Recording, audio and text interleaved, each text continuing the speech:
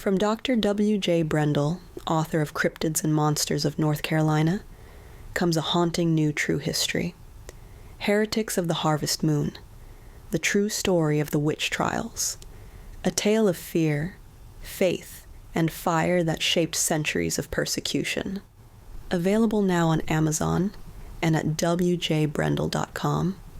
Step into the darkness and see who survived the flames. Welcome to Forever Paranormal, where shadows remember and silence has a way of speaking. I'm Dr. Bill, your guide through the strange and the unexplainable. And I'm Deb. Every week we dig into what hides between belief and proof. Cryptids, hauntings, witchcraft, UFO sightings, and the stories people swear are true. We don't tell you what to believe. We just look at what's possible, what's been witnessed, and what refuses to stay quiet. If you like what we do, follow, rate, and share the show. It helps keep the lights on. And if you want to go deeper, step inside the crypt. Patreon members get the show ad-free a full day early and gain access to our entire archives, years of investigations, bonus episodes, and conversations we don't release anywhere else. You can join at foreverparanormal.com or by searching Forever Paranormal The Crypt on Patreon. And remember that you're never alone.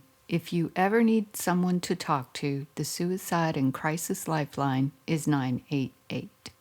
The storm should have taken him. Every man on that deck knew it.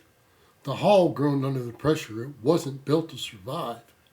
And the sea had already started claiming pieces of the ship, one plank at a time. Then, without warning, the water calmed. Not slowly, not naturally. It stopped like something had told it to. And when they looked out across the surface, what they saw did not belong to any ocean they had ever known. Welcome back to Forever Paranormal, where we know Natinak is more than a myth, and where the veil is thin. Ghosts walk beside us and strange craft drift above us, and we have creatures that move just out of sight. Every story is a door between worlds, and this week we step through the door into the waters where something unseen guides ships to safety, and sometimes decides what survives the journey. Well, hello there, Deb. Hello. You know, it's almost May, and the temps have been climbing, so that should at least make you a little happy. It absolutely does. Okay, cool. So, what kind of news do you have for us this week? Nostradamus' predictions are regularly searched by many to get a peek at what the future holds. Well, he made a few predictions for this year, and some of them may be right on target. One of them reads, quote, "The great swarm of bees will arise by night, the ambush," unquote. Now, the swarm of bees could be referring to drone warfare. The question is, which war was he alluding to? Yeah. Now, the next one I have reads, quote, "7 months, great war, people dead through evil," unquote. And, quote, "the king will not fail," unquote. We have had plenty of wars lately that this could be applied to, and of course there are lots of political figures out there that believe they fit the bill of king. Nostradamus may have hit it out of the ballpark this year. Don't you think so? Yeah, I do. And yeah, it's interesting because we have a lot going on right now that really fits this. And, you know, we had his predictions at the beginning of the year. And at the end of the year, when we do, well, next year in 2027, when we do our new predictions episode, we'll follow back on this one, see how close he was to a lot of this stuff. That's a really good one, Deb. Thank you very much. Mm-hmm. As you, and I'm sure most of our listeners know, Deb, out at sea, survival has never been just about skill, right? Sailors learn quickly that control is really an illusion. You can read the wind, you can study the currents, and you can build a ship strong enough to cross the oceans. But none of that guarantees you make it back. The ocean doesn't negotiate. It doesn't explain itself. Sometimes it throws icebergs in your way. And for most of human history, when something defied explanation, it didn't stay empty for long. Something was placed there. That's where Vepar enters the record.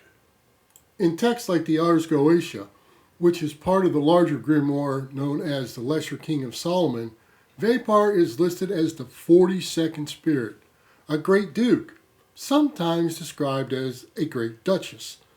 That distinction shifts depending on the source, but the role remains consistent. I refer to the demon as a she due to it being a mermaid, but this demon is really considered gender neutral as it can change sexes and form depending on the circumstances. Regardless, Vepar governs the waters. And that doesn't just mean storms. According to these texts, Vepar has the ability to guide ships, not gently, not symbolically, but directly. Armored vessels, warships, ships carrying weapons and men into conflict. The kind of ships that historically had no margin for error. Vepar could bring them through. So are you saying this is not just a folklore figure, it's something tied directly to warfare? Yeah, it is. And that's where things start to get more complicated than the usual idea of a spirit or something like that, because here we're dealing with a demon. When most people hear that word, though, they default to something purely destructive, something that exists only to harm. But when you look at the structure of these older texts, especially the Goetia, that definition doesn't hold up cleanly. These entities are assigned offices. They're assigned functions. They do things. And sometimes those things don't fit into what we would call good or evil. Remember, according to Scripture, King Solomon used demons to build his temple. Vepar is a good example of that tension, because on one hand, you have an entity that can protect ships. Not just any ships, but military vessels, ships loaded with weapons and ammunition, and men who are on their way to use them. Vepar doesn't stop that. Vepar actually ensures they arrive. And that raises a question most people don't sit with long enough. Protection for who? Because if one ship is guided safely through a storm, it doesn't mean the outcome is going to be peaceful. It means the conflict continues. It means whatever that ship was carrying reaches its destination. So it's not protecting people in the way we think of protection. It's protecting outcomes. Yeah, that's a fair way to look at it. The texts don't describe Vepar as making moral decisions at all. They describe her as fulfilling a role. If called upon, she can calm the sea.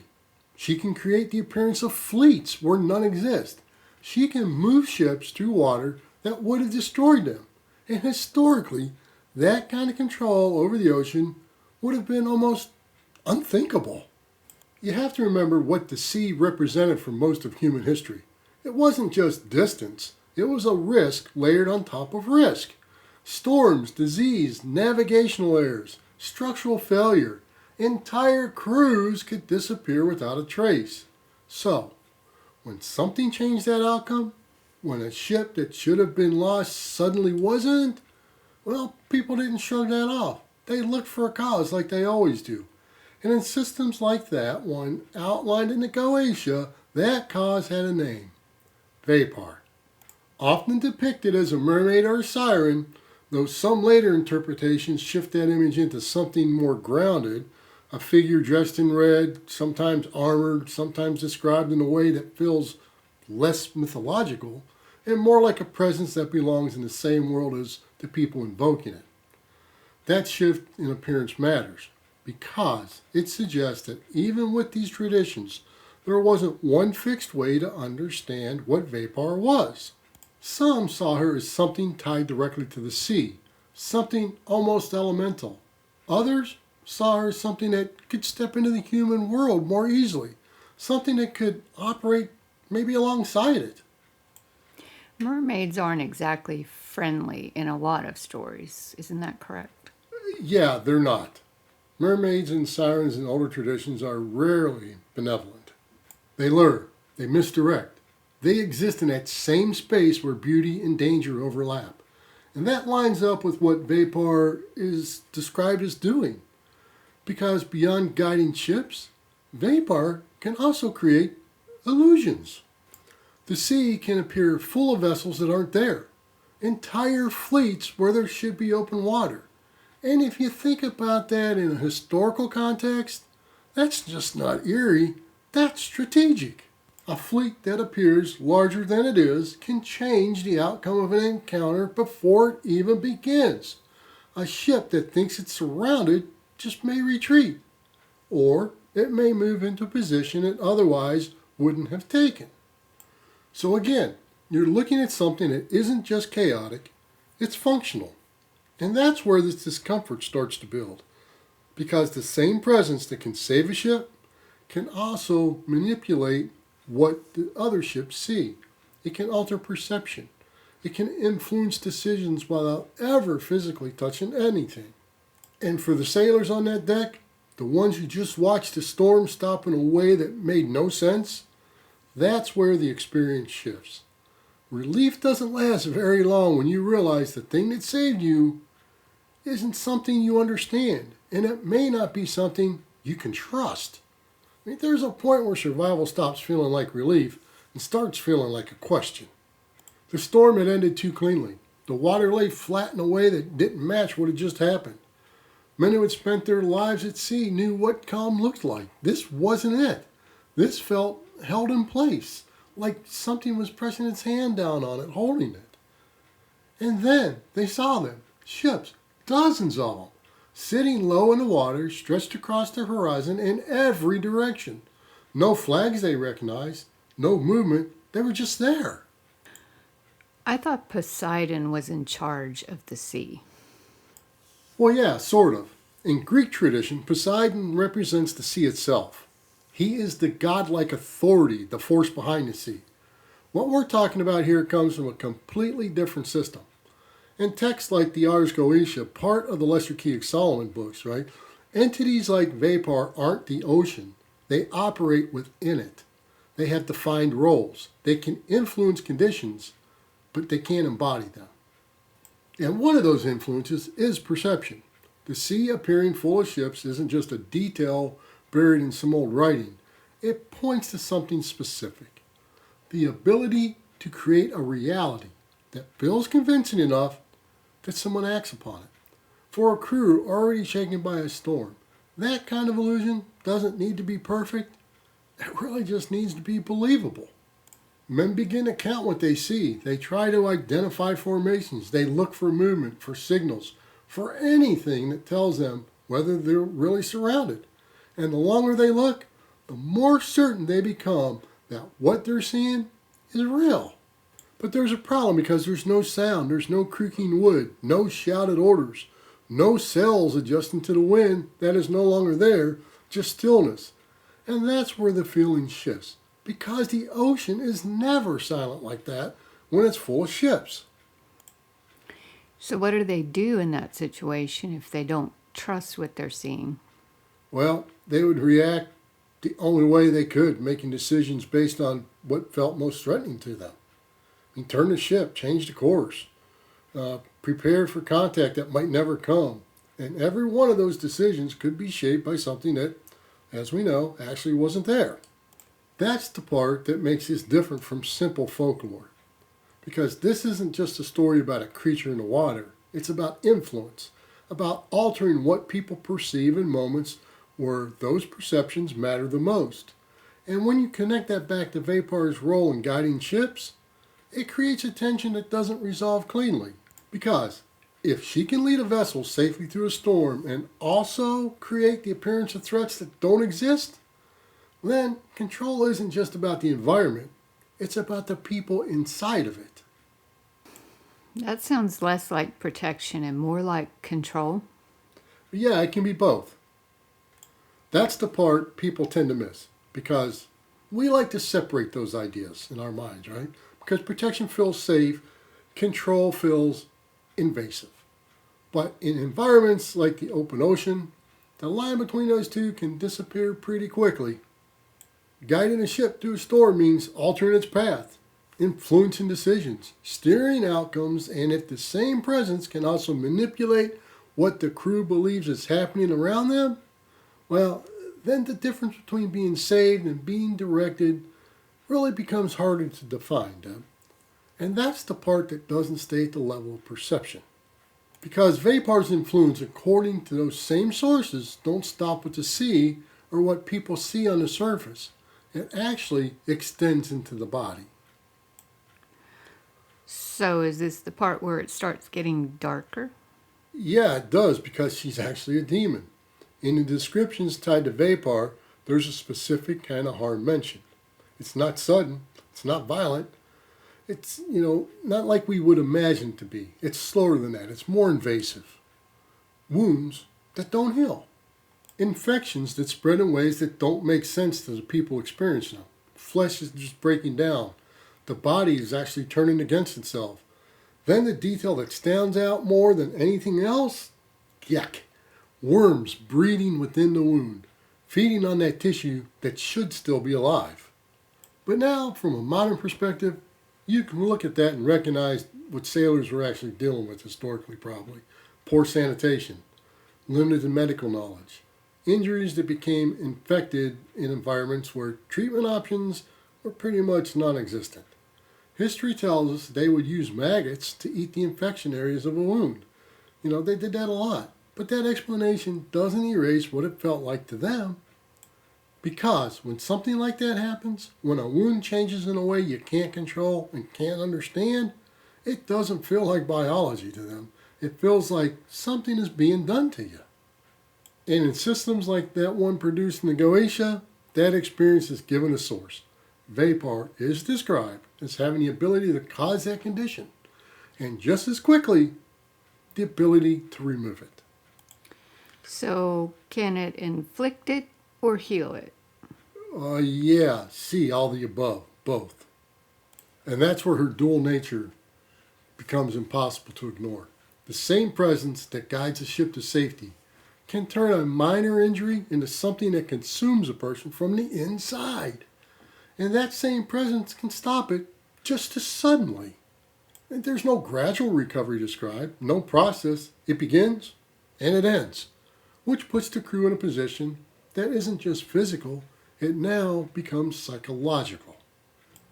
Because now survival isn't just about weather or navigation, it's about relationship, about whether the thing that intervened on your behalf continues to do so, and whether it decides not to, right? That's the kind of uncertainty that doesn't go away when the sea calms down. It just kind of follows you. By the time the ship clears the storm, the sea is moving again. Nothing holds it in place. Nothing presses it flat. The wind returns to uneven pulls and the water behaves the way it always has. The horizon is empty. There's no ships, no shapes, no sign that anything had been there at all. But every man on that deck saw them. They counted them. They adjusted course because of them. Some of them braced for an attack that never came. And now, there is nothing left to prove it. In texts like the Ars Goetia, part of the Lesser Key of Solomon, that kind of experience is not left unnamed. Vepar, an entity of the sea, the demon that does not behave the way people expect a demon to behave. She can guide a ship through a storm that should have torn it apart. She can fill the horizon with vessels that don't exist. And she can reach past the water entirely into the body. Wounds that should close begin to break down instead. Flesh softens. Infections spread. And inside it, something moves. Something feeding. Something alive where nothing should be. And just as quickly, it can stop. No warning, no process. One moment it's there, the next it's gone. That is the part that doesn't settle well, because it means the same presence that pulled a ship out of the sea can just as easily turn on the people standing on its deck. Okay, Deb. Now it's time for me to ask you about your comments on Vepar. Honestly, it seems like an intriguing way to explain the mental fatigue caused by being isolated on the sea, in the same way being lost in a desert would play mind tricks. The waters of the sea are unpredictable, and so is the effect it has on the mind. Hey, that's a really great take on this. That's a good way to look at it, and I didn't look at it that way. But I like that. But here's some thoughts to close us out with, though. because Vepar doesn't typically need to be summoned. But if you do, remember, there is no promise attached to it, no agreement, no reason given. The storm ends, the ships move on, and whatever answered that moment is no longer there. But it was. And for the men who watched the sea stop, who saw something that wasn't supposed to exist, who walked away from a storm they should not have survived, well, that's enough. Because now they know something else moves in those waters. Something that can save you, or decide not to. Well, at least until next time when we discuss another tale yet to be told. Thanks for listening to Forever Paranormal. Follow, rate, and share the show. It helps others find us and keeps the stories coming. Step inside the crypt for archive and exclusive episodes at foreverparanormal.com. And keep up with my latest books and research at wjbrendel.com. And until next time, remember, the veil is always thinner than you think. Whatever you do, don't look behind you. Run!